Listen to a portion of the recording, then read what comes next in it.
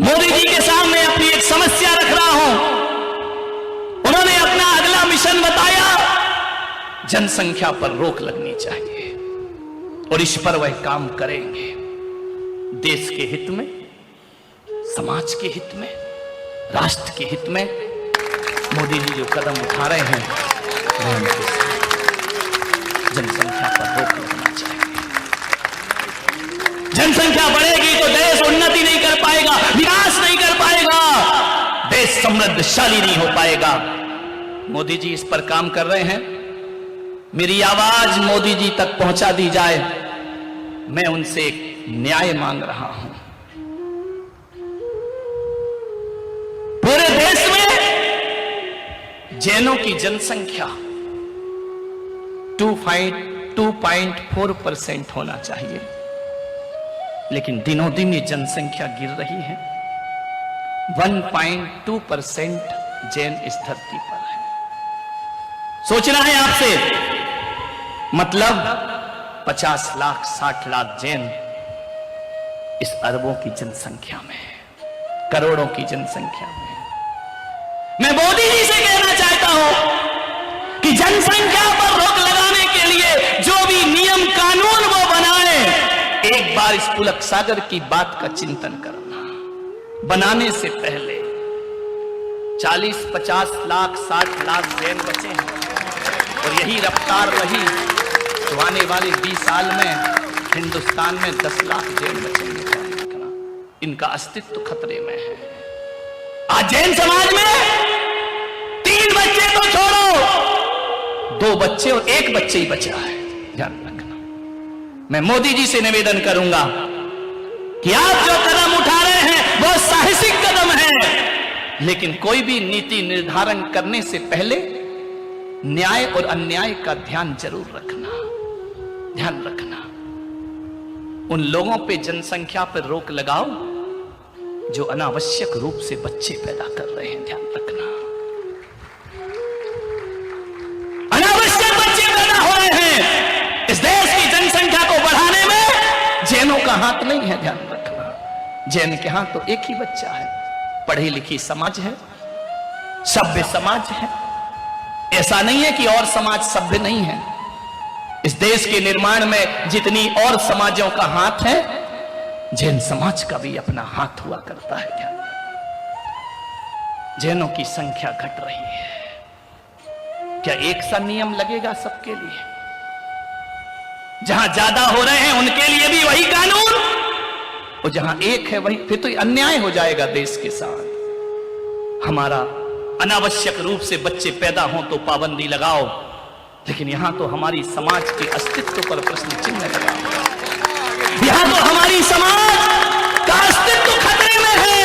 ये त्याग, तपस्या, वैराग्य, ये कठोर साधनाओं का इतिहास हमारी समाज का, हमने अपने जीवन में लोगों के लिए, देश की रक्षा के लिए जैन साधु अपने तन के कपड़े भी उतार करके फेंक दिया करता है, अंजलि भर खाता है और एक कमंडल पानी में 24 घंटे गुजार दिया करता है। वो जैन समाज जिसने इस देश को बहुत कुछ दिया है।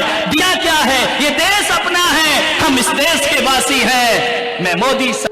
मैं आपसे निवेदन करता हूं कि जब भी जनसंख्या पर नीति निर्धारण हो, एक समाज हिंदुस्तान में अल्पसंख्यक से भी अल्पसंख्यक है, उसका कोई वजूद नहीं है, लेकिन वो मुट्ठी भर समाज देश को मजबूती प्रदान किया करती है। ध्यान रखना।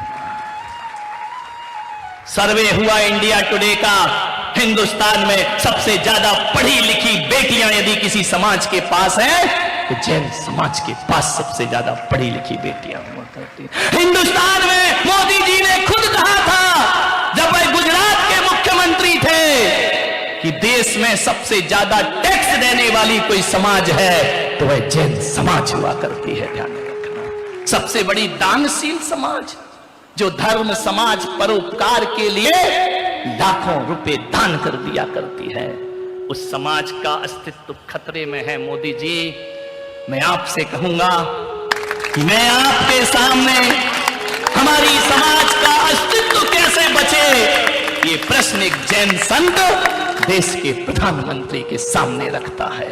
कैसे और मोदी जी से भी मैं कहूंगा, ऐसा कानून लेकर आओ कि जिस घर में 3 बच्चे हो, ध्यान रखना, ऐसा कानून लाओ जिस घर में 3 बेटे हों, उसमें एक बेटा सेना में भर्ती करना अनिवार्य होगा। ध्यान रखिए, कोई भी समाज हो जिस घर में 3 बेटे हो, एक बेटा देश के लिए समर्पित करना पड़ेगा, राष्ट्र के लिए समर्पित करना पड़ेगा, उसे भारतीय सेना में भर्ती होना पड़ेगा। ध्यान रखिए, मैं आपसे निवेदन कर रहा हूं, 3 बच्चे हों जैन समाज में, एक तुम्हारे बुढ़ापे के काम आए, एक हम साधु संतों की व्यवस्था करें, और देश की रक्षा के लिए तीसरा बेटा जाना चाहिए। ध्यान रखना, सोचना है आपको।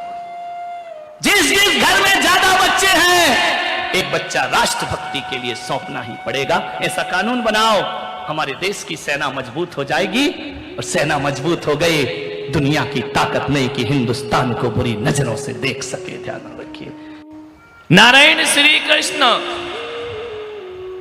जिनका जन्म ऐसे राजकुल में हुआ,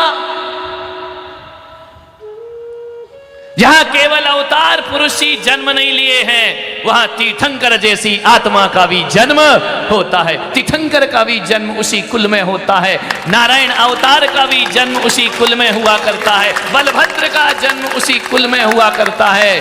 ऐसा वह वंश, ऐसा वह कुल जहां पर महान महान आत्माओं ने जन्म लेकर हरि कुल को धन्य कर दिया। यदु कुल को जेल में पैदा होना कोई बुरी बात नहीं।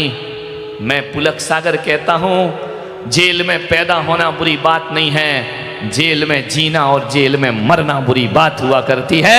नारायण कृष्ण ने संदेश दिया कि बड़े बड़े महापुरुषों का जन्म महलों में हुआ, तो नारायण कृष्ण का जन्म मामा की जेल में हुआ, मथुरा में हुआ।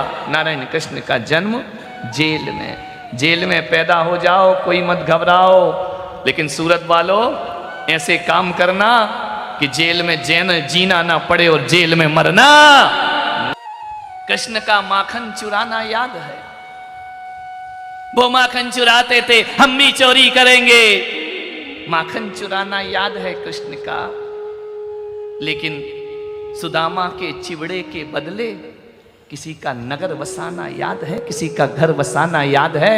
एक तरफ माखन चुराते हैं तो दूसरी तरफ किसी की दुनिया भी बसाने की ताकत रखा करते हैं। नारायण कृष्ण वो हैं जो गोपियों के चीर चुरा लिया करते हैं। नहाती हुई यमुना में गोपियां, कृष्ण जाकर उनके वस्त्र चुरा के कदम के पेड़ में टांग दिया करते हैं। एक बात याद रखना, कृष्ण के चीर चुराने की बात याद रखने वालों, यदि कृष्ण किसी गोपी के चीर चुराते हैं तो किसी द्रौपदी का चीर बढ़ाने की ताकत भी रखा कर। अकेले वस्त्र नहीं चुराते हैं, किसी की लाज भी बचाते हैं जाकर। एक बात याद रखना, कृष्ण यदि रास लीला रचाते हैं तो किसी अर्जुन को कर्म योग का पाठ भी नारायण कृष्ण पढ़ाया करते हैं। अरे मोहन भोग खाने वाला, 56 भोग खाने वाला वो कन्हैया वक्त पड़ जाए तो विदुरानी के केले के छिलके भी स्वीकार।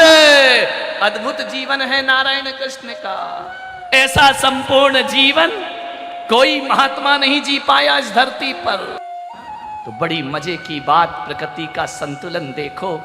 मर्यादा भरने के लिए राम आए, नृत्य भरने के लिए कृष्ण आए, और जब नाच नाच कर दुनिया थक गई तो समाधि देने के लिए महावीर का जन्म हुआ करता है इस धरती पर। वह कहते हैं मौन में रहो, विश्राम में रहो, शांति में रहो, समता में रहो, और उन्होंने राग से बीत रागता की बातें कर दी। महावीर मौन है, न नृत्य है उनके पास, न नीरसता उनके पास। महावीर नासा दृष्टि किए परम समाधि में लीन हुआ कि बचपन कृष्ण जैसा जियो, जवानी राम जैसी जियो, बुढ़ापा महावीर जैसा जियो, तुम्हारी जिंदगी सार्थक हो। बुढ़ापा महावीर जैसा जीना, जवानी राम जैसी जीना, बचपन कन्हैया। द्रौपदी ने कहा कि हे केशव, मैं तुम्हारा एहसान जिंदगी में नहीं भूल पाऊंगी। आज तुम नहीं होते तो आज इस अबला की क्या हाल हो गए होते। नारायण कृष्ण ने कहा कि द्रौपदी, ऐसा क्यों बोलती हो? मालूम है तुझे, मैं किसी का कर्ज नहीं लेता। जब मेरी एक दिन द्वारिका में उंगली कट गई थी, सत्यभामा रुक्मणी दवा लेने भागी थी, लेकिन बहन द्रौपदी तू अकेली खड़ी रही थी, और तुमने अपने दुपट्टे को फाड़कर मेरे हाथ में पट्टी बांधी थी। और उसी दिन द्रौपदी मैंने कहा था कि जो साड़ी की चिंदी तूने मुझे बांधी है, एक दिन साड़ियों का अंबार लगा दूंगा तुझे।